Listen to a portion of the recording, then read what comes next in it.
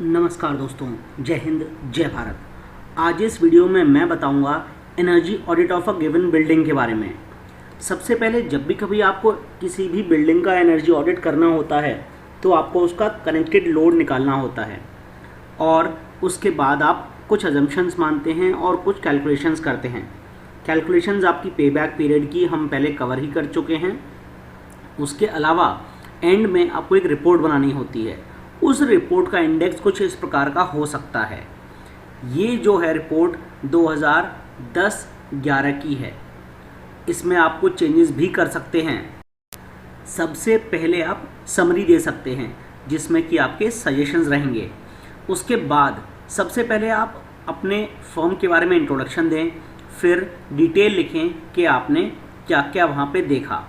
जैसे कि connected load कितना है, उसमें copy of monthly electricity bills, monthly purchase power consumption average क्या है, क्या प्राइस आ रहा है पर किलोवाट आवर, एसीज कितने लगे हुए हैं, उनकी रेटिंग क्या है, किस ईयर का आप ऑडिट कर रहे हैं, मैक्सिमम डिमांड केवीए क्या है, पावर कंजम्पशन एनुअल क्या है और मंथली एवरेज क्या आया है। इसके बाद आप इलेक्ट्रिसिटी बिल 2010-11 का रिपोर्ट है ये, तो उसमें किस मंथ का कितना बिल आया और कितनी यूनिट किलोवाट आवर में कंज्यूम की गई। स्पेसिफिक एनर्जी कंजम्पशन एक तरीके से एनर्जी कंजम्पशन होता है per unit of product output. हर इंसान को इसमें कंसिडर किया जाता है और उसके साथ ही ये देखा जाता है कि पर साल वो कितनी एनर्जी कंज्यूम कर रहा है। उस समय पर जिस बिल्डिंग का ये ऑडिट किया गया है उसमें per person per annum 1104 kilowatt hour energy consumption आ रहा था। इलेक्ट्रिसिटी बिल्स को आप इस टाइप से मंथली बेसिस पे ग्राफिकल फॉर्म में भी दिखा सकते हैं। एनर्जी कंज्यूम्ड पर मंथ भी आप इस टाइप से शो कर सकते हैं। फिर इसके बाद अगर देखा जाए तो एनर्जी यूज़ बिल्डिंग में किस किस लिए हो रहा है ये आपको ध्यान से स्पेसिफाई करना होता है। जैसे लाइटिंग के लिए, एसी के लिए, फैंस में, पम्प्स में, स्ट्रीट लाइटिंग में, कंप्यूटर और प्रिंटर्स में। नॉर्मली आजकल ऑफिसेज़ में या मल्टीज़ में या किसी भी बिल्डिंग्स में ये लोड कॉमन रहता ही है। जैसे ट्यूबलाइट कितनी लगी थी, इंडिविजुअल रेटिंग क्या है, टोटल वॉटेज क्या है, फ़ैन कितने हैं, कितनी इंडिविजुअल रेटिंग है, कितने टोटल वॉटेज हैं। ऐसे ही डिफरेंट यूटिलिटीज़ के लिए आप टोटल नंबर, इंडिविजुअल रेटिंग्स और टोटल वॉटेज निकाल लेंगे। टोटल कनेक्टेड लोड हो जाएगा इन सब का समेशन। इसको आप ग्राफिकल फॉर्म में भी इस टाइप से शो कर सकते हैं। फिर इसके बाद list of luminaries and connected load in each room. Her room में जहाँ पे भी ट्यूबलाइट्स या लाइट्स लगी होंगी वहाँ पे आपको पूरा का पूरा कैलकुलेशन इस टाइप से शो करना होगा। 2 ट्यूबलाइट्स लगी हैं, जैसे 108 नंबर रूम में CFL नहीं है, बल्ब नहीं है, तो टोटल लोड हो गया 100 वाट। जबकि यहाँ पर अगर 101 नंबर रूम में देखा जाए तो यहाँ पर 17 ट्यूबलाइट्स हैं और बल्ब एक है, तो 910 वाट यहाँ पे आ रहा है। इस टाइप से आपको हर रूम का देखना पड़ता है कि कितनी बल्ब, कितने CFLs, कितने ट्यूबलाइट्स कहाँ पे क्या क्या लगे हुए हैं।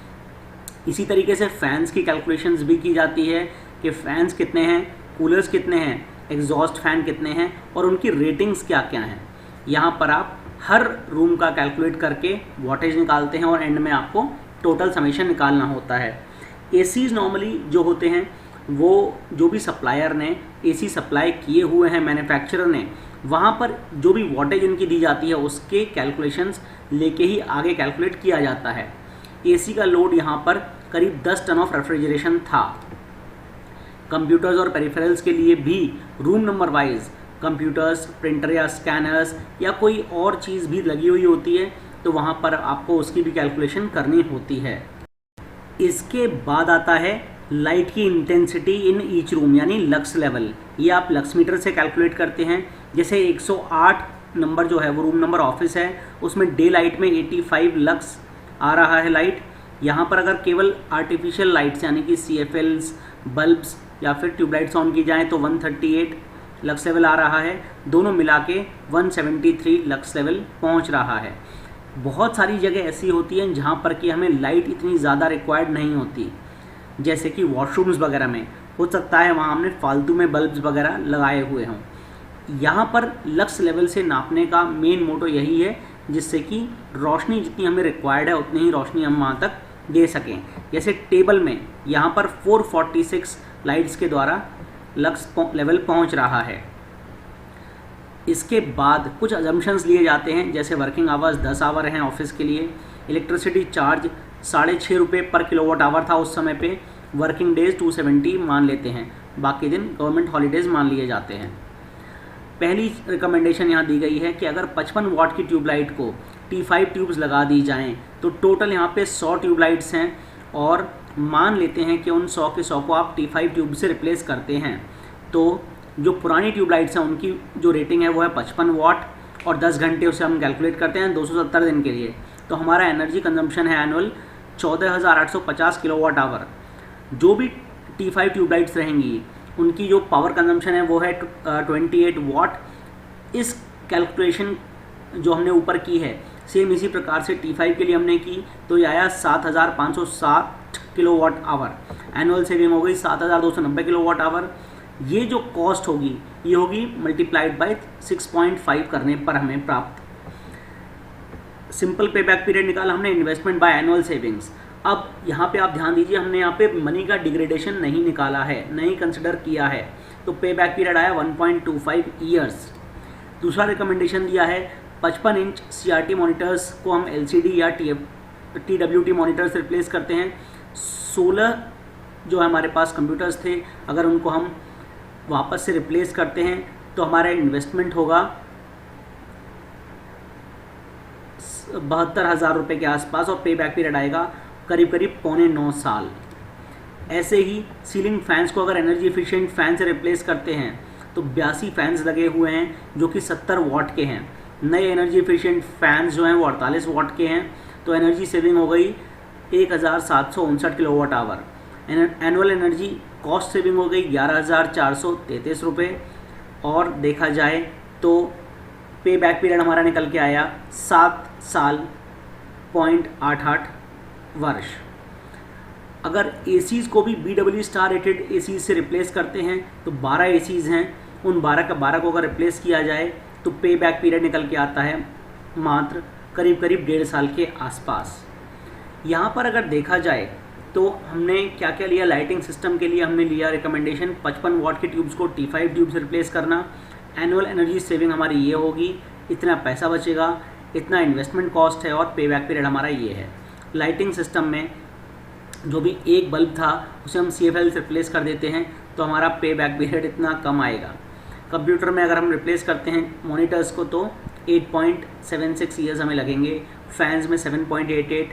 HVAC सिस्टम यानी heating ventilation and air conditioning, basically air conditioners के लिए होता है ये, इसमें आ रहा है 1.39 ईयर्स। इसके बाद देखा जाए तो अगर हम रिन्यूएबल एनर्जी यूज़ करते हैं यानी सोलर फोटोवोल्टिक सेल्स लगाते हैं, साथ में हाइब्रिड यानी विंड भी इंस्टॉल कर दें, तो हमारे 20 साल में हमारा पूरा का पूरा पैसा भी निकल के आ जाएगा। लेकिन हमारी इन्वेस्टमेंट जो कॉस्ट है वो है 10 लाख रुपए। ठीक, इसके अलावा हम लोग इलेक्ट्रॉनिक एनर्जी मीटर्स भी अगर लगाते हैं तो 1 लाख रुपए उसमें अलग से लगेगा।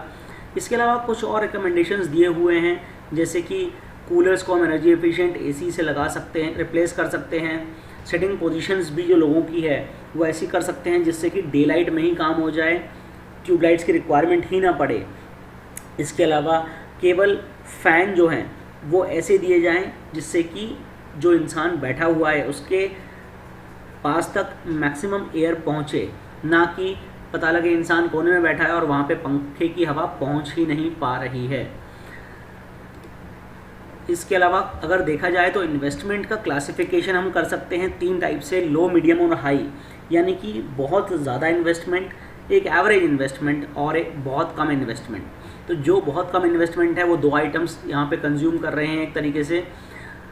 वो जो सेविंग आएगी, कॉस्ट सेविंग, वो होगी 33% की, और इन्वेस्टमेंट है मात्र 10.2%। यानी ये श्योर है कि अगर हम लाइटिंग सिस्टम को रिप्लेस कर दें और HVAC को रिप्लेस कर दें तो हमारा पे बैक पीरियड भी कम है और इन्वेस्टमेंट भी काफ़ी ज़्यादा नहीं होने वाली है, क्योंकि हमारा पूरा पैसा बहुत जल्दी निकल के सामने आ जाएगा। जो इन्वेस्टमेंट आएगी वो आएगी करीब करीब 5,81,820 रुपये, और पे बैक पीरियड जो आएगा वो करीब करीब 4 साल के अंदर पूरा पैसा हमारा वापस आ चुका होगा। इसी के साथ मैं समझता हूँ किसी भी बिल्डिंग का एनर्जी ऑडिट कैसे किया जाता है आप शायद समझ ही गए होंगे। आज इस वीडियो में बस इतना ही। नेक्स्ट वीडियो में मैं और भी बहुत कुछ लेकर आऊँगा। जय हिंद, जय भारत।